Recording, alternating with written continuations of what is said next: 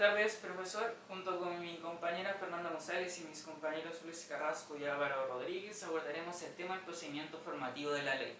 Bueno, el esquema del procedimiento chileno contempla dos fases. Se encuentra la fase prelegislativa y la fase legislativa. En la fase prelegislativa se redactan borradores, se efectúan bosquejos y también proyectos. Pero esta fase carece de regulación jurídica puesto que se realiza afuera del Congreso. En cambio se encuentra la fase legislativa, en donde se comienza con la iniciativa del proyecto, al cual le incumbe ejercer al presidente de la República de manera general o a los parlamentarios de manera excepcional. La Constitución de 1980 contempla 3 lecturas para la tramitación de un proyecto. La primera debe realizarse en la Cámara de Origen, luego en la Cámara Revisora. Si existen divergencias en los textos aprobados por ambas cámaras, entonces se procede a un tercer trámite, en donde se confeccionan comisiones mixtas para poder solucionar aquellas diferencias entre diputados y senadores con las indicaciones del proyecto. Bueno, también se añade que el proyecto luego debe caer en las manos del presidente de la República, el cual debe ejercer su facultad de veto o no. Si el presidente la ejecuta, entonces el proyecto vuelve a la Cámara de Origen con las observaciones o vetos que señala el presidente, para luego pasar posteriormente a la Cámara Revisora. Y si el presidente no ejecuta su facultad de veto, este mismo debe proceder a sancionarlo, promulgarlo y disponerlo para su publicación en el diario oficial. Bueno, además se señala que desde la iniciativa del proyecto de la Cámara de Origen hasta antes de su promulgación como ley, el proyecto se puede apelar al Tribunal Constitucional para que éste vele por el control de supremacía, es decir, para que éste se asegure si el proyecto cumple con las normas constitucionales que se estipulan. La iniciativa del proyecto y su origen. Bueno, el origen del proyecto puede ser en la Cámara de Diputados o en el Senado, y su iniciativa puede ser presentada por el presidente o también por los parlamentarios. Si es presentada por el presidente se le llama mensaje, y si es presentada por los parlamentarios se le llama moción, según el artículo 65, inciso primero. El inciso segundo de este mismo artículo señala que aquellas leyes sobre indultos generales y de amnistía deben tener su origen en el Senado, y aquellas leyes sobre tributos, aquellas leyes sobre administración, los presupuestos de la administración pública y aquellas leyes sobre el reclutamiento de las Fuerzas Armadas deben tener su origen en la Cámara de Diputados. Además, se señala en el inciso tercero que al presidente le corresponde la iniciativa exclusiva de proyectos que tengan que ver con la alteración de la división administrativa o política del Estado y también con la administración presupuestaria y financiera de este mismo, por lo que el mismo puede modificar la ley de presupuestos y realizar la enajenación de bienes estatales o municipales por medio de un proyecto. Bueno, también se señala en los incisos cuarto y quinto, se amplía también la vasta potestad del presidente con respecto a su iniciativa exclusiva de proyectos, al cual le corresponde, por ejemplo, fijar, modificar o aumentar las jubilaciones o pensiones del personal que se encuentra en servicio o que se encuentra retirado, como también aquellos beneficiarios de la administración pública y otros organismos. También se señala que este mismo puede fijar las remuneraciones mínimas en el sector privado. La importancia de esto es que ningún gasto público se puede hacer sin previo consentimiento del presidente. Además, se señala que en la Cámara de Diputados y el Senado, el Congreso de manera general, solo puede aceptar, disminuir o rechazar aquellas indicaciones o aquellas iniciativas que proponga el presidente de la República. Además, se señala que los requisitos de toda iniciativa se señala en el artículo 14 de la Ley Orgánica Constitucional que se deben explicar los gastos que puedan implicar todo el proceso formativo de la ley y además un estimado posible de aquellos gastos. Sección segunda, ingreso y la cuenta. Bueno, se señala en el artículo 13 de la Ley Orgánica Constitucional que todo proyecto deberá ser presentado en la sesión de la sala de la Cámara respectiva de forma previa a cualquier estudio de cualquier órgano de la corporación. Además se señala en el reglamento del Senado que las comunicaciones de todo proyecto dirigidas hacia hacia esta Cámara, se entienden percibidas y se entienden recibidas y se logran producir efectos cuando éstas se hayan dado a conocer en la cuenta, es decir, cuando comienza con la sesión en esta debida cámara. Sección tercera, revisión en comisiones. Cada cámara posee una comisión especializada para poder examinar el proyecto. Según el artículo 17 de la Ley Orgánica Constitucional, cada cámara también posee una comisión de Hacienda encargada de informar acerca de informes o proyectos presupuestarios o financieros del Estado. Según también el artículo 18 de esta misma ley orgánica, se señala que las cámaras pueden encargar el examen de un proyecto a 2 o más comisiones unidas o a comisiones especiales. Además, se añade en el reglamento de la Cámara de Diputados y en el reglamento del Senado que, sin importar la naturaleza jerárquica y las características de la norma discutida, los acuerdos que se alcancen deberán ser mediante la mayoría absoluta de sus miembros presentes. Sección cuarta, discusión particular y discusión general. Bueno, se señala en el reglamento de la Cámara de Diputados y del Senado que primeramente debe haber una discusión general y luego una discusión particular. Se señala también en el artículo 23 de la Ley Orgánica Constitucional que se entiende por discusión general aquella en donde se presentan las ideas matrices fundamentales de todo proyecto y que tenga por objeto adoptarlo o rechazarlo en su totalidad. En cambio, se conoce a la discusión general como aquella que debe examinar el proyecto en sus detalles, norma tras norma, artículo tras artículo, de forma sucesiva. El inciso segundo de este mismo artículo añade que tanto el primer como el segundo trámite constitucional deben tener exclusivamente una discusión general. Bueno, el rechazo en la Cámara de Origen.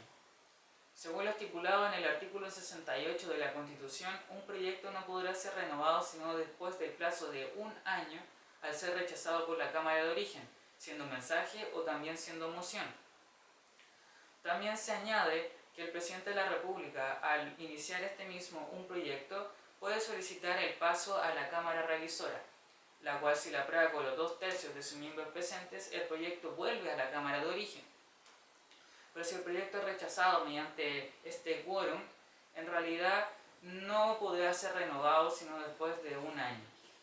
Además, se añade que la Cámara de Origen se encuentra exclusivamente apta para darle la tramitación del proyecto a la Cámara Revisora, estando prohibido no hacer esta acción para así no entorpecer toda acción jurisdiccional. Leyes interpretativas. Bueno, las leyes interpretativas requieren para su aprobación, derogación o modificación de las 3/5 partes de los diputados y senadores en ejercicio. Bueno, en sí la interpretación está estrechamente ligada a los textos, en donde el intérprete busca comprender el significado de ciertas normas jurídicas para luego elegir cuál de las opciones que él ha establecido sea la mejor y le dé un mejor sentido y alcance a estas, que sean más genuinas. Bueno, y para que sea una ley interpretativa, requiere o es necesario que existan dudas o vacilaciones o bien ideas contradictorias con respecto a ciertos preceptos legales o normas constitucionales. Y asimismo también tiene que ser imperativa la buena fe del intérprete. Y si por el contrario se le intenta dar a preceptos legales la naturaleza de una ley interpretativa sin los requisitos mencionados con anterioridad, entonces estas serían fraudes, por lo que tendría que pasar por el quórum establecido más un control de supremacía. Leyes orgánicas constitucionales. Estas leyes requieren para su aprobación, modificación o derogación de las 4/7 partes de los diputados y senadores en ejercicio. Bueno, estas leyes contienen materias relacionadas con el ejercicio de los derechos fundamentales, regulando principalmente la organización, la integración, la competencia y funcionamiento de los órganos de jerarquía constitucional, los cuales son completamente autónomos y fueron creados bajo la ley suprema. Bueno, estas leyes, aparte del quórum que estos poseen, no están facultadas para otorgarles para otorgar facultades legislativas.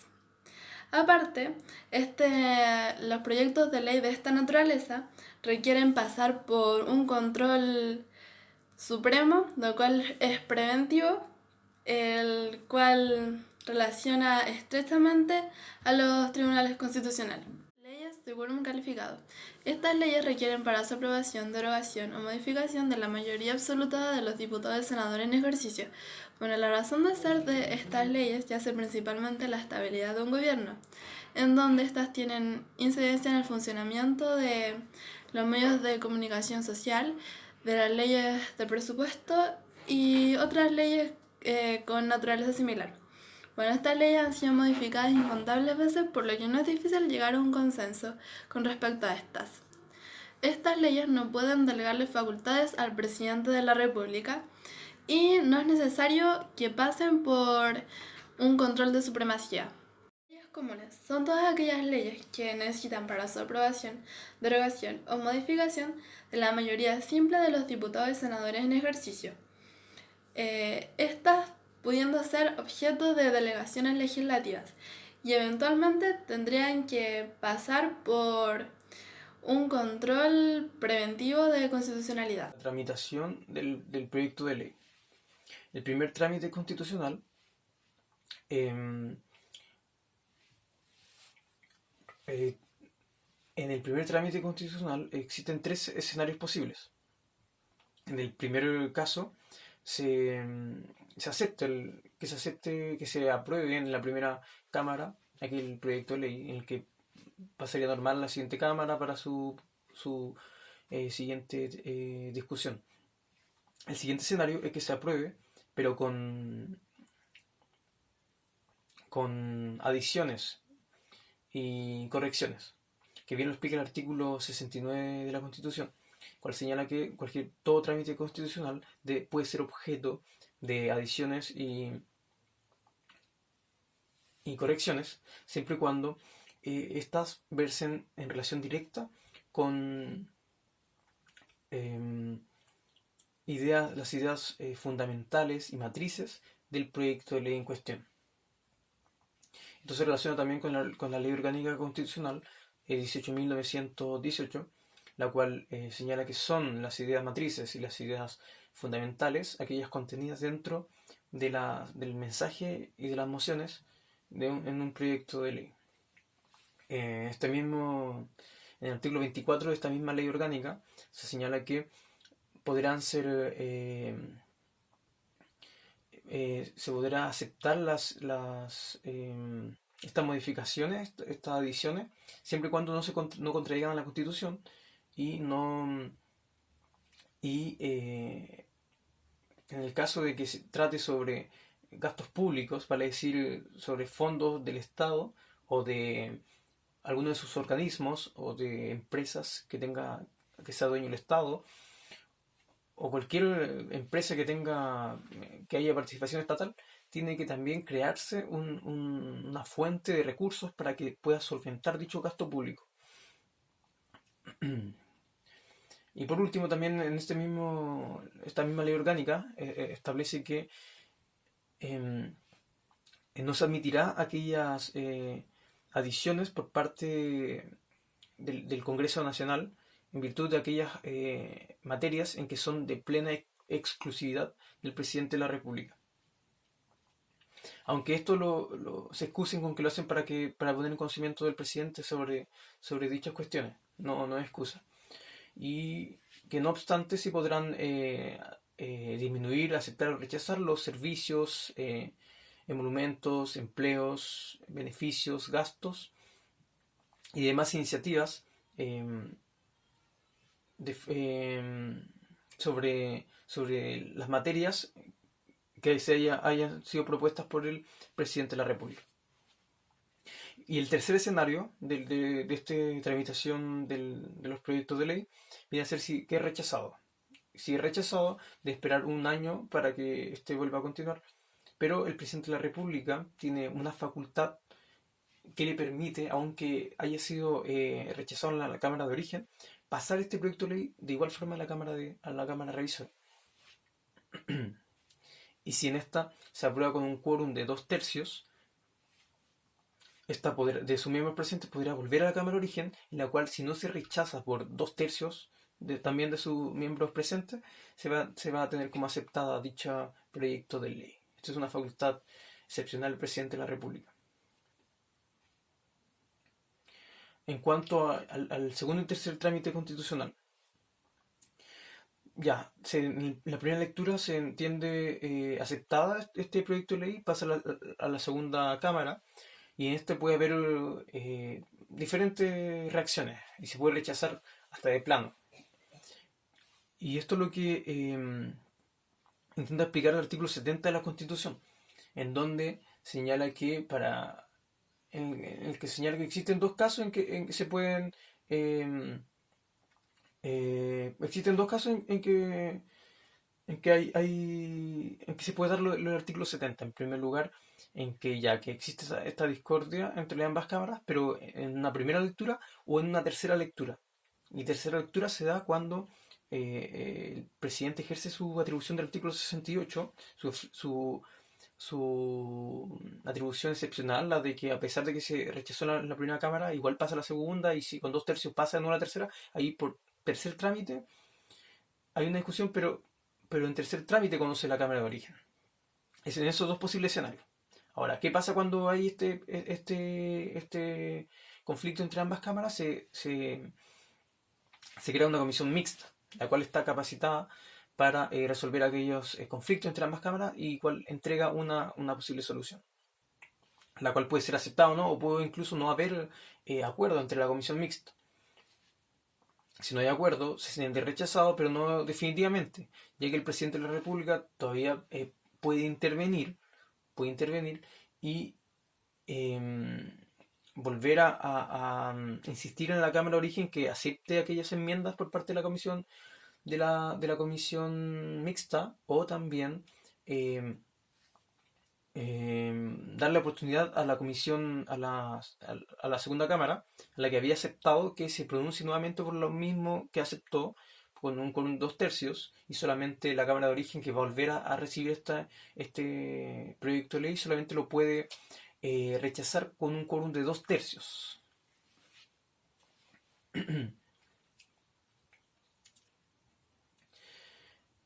Y por último, en cuanto a las urgencias. La urgencia, en virtud del artículo 74 de la Constitución, el presidente de la República puede, en los proyectos de ley, puede pedir la urgencia de ciertos proyectos de ley, ya sea en un trámite o en todos los trámites de dicho proyecto de ley.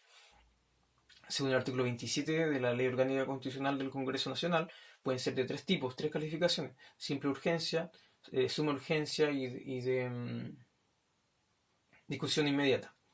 Y lo que corresponde al plazo de votación y de discusión, que en el primer caso de simple urgencia es de 30 días, el de suma urgencia es de 15 días y el de discusión inmediata de 6 días. Párrafo cuarto. Observaciones o vetos del presidente. Establece el artículo 72 que, aprobado un proyecto por las dos cámaras, será remitido al presidente, quien, si lo aprueba, dispondrá su promulgación como ley.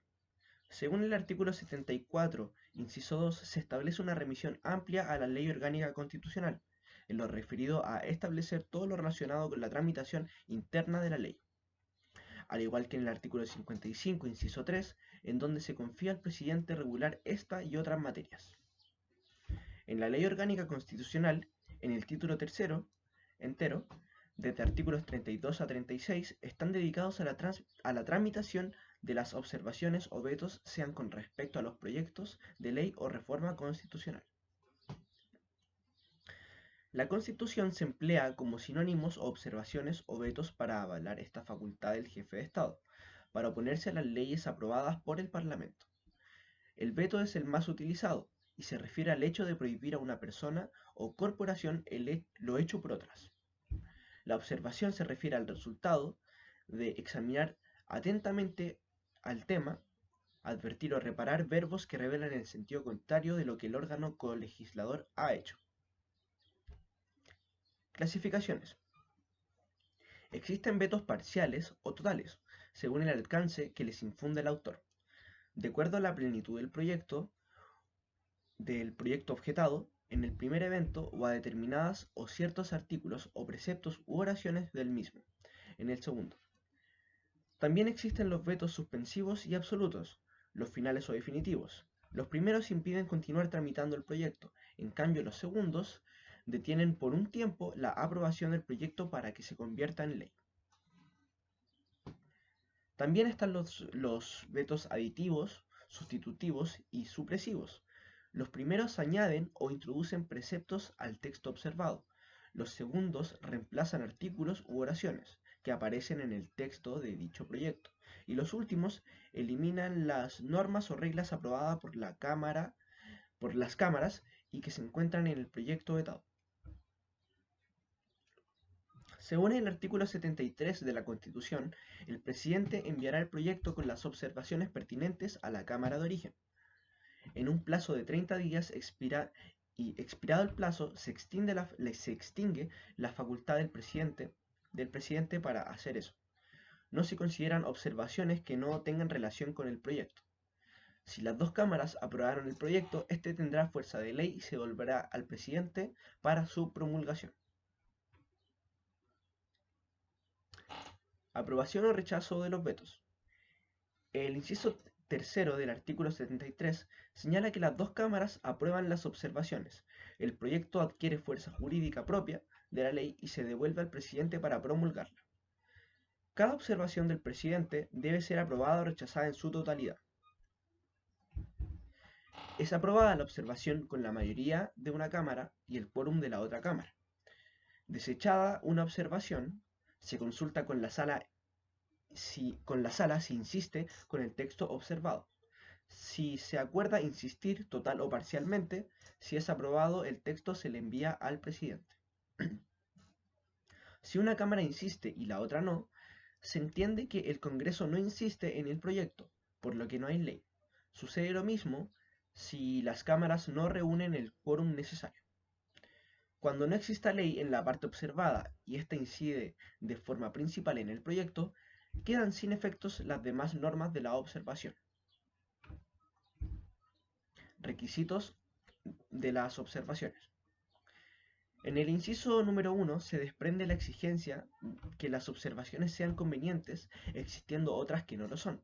En el inciso segundo se hace referencia a que no se admitirán las observaciones que no tengan relación con las ideas del proyecto.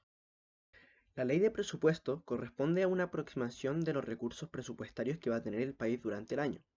También los gastos y variables respecto a los preceptos financieros del sector público. No solo se refiere al presupuesto total, sino que también abarca otros títulos, como leyes sobre los presupuestos de la administración pública o también leyes que tengan relación con la administración financiera y presupuestaria del Estado. La iniciativa y la aprobación del proyecto de ley debe ser presentado por el presidente con un plazo mínimo de 3 meses de anticipación al Parlamento.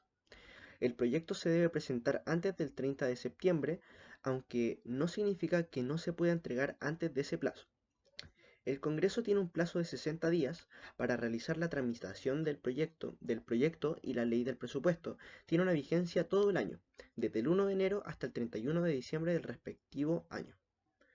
Al momento de aprobarse la ley de presupuestos, se realiza la publicación en el Diario Oficial, que es un resumen del texto original. El texto completo está disponible el 1 de octubre en la página web de la Dirección de Presupuestos. La manera de leer las cifras que contiene la publicación es mediante las partidas, cuales cada una representa a un ministerio.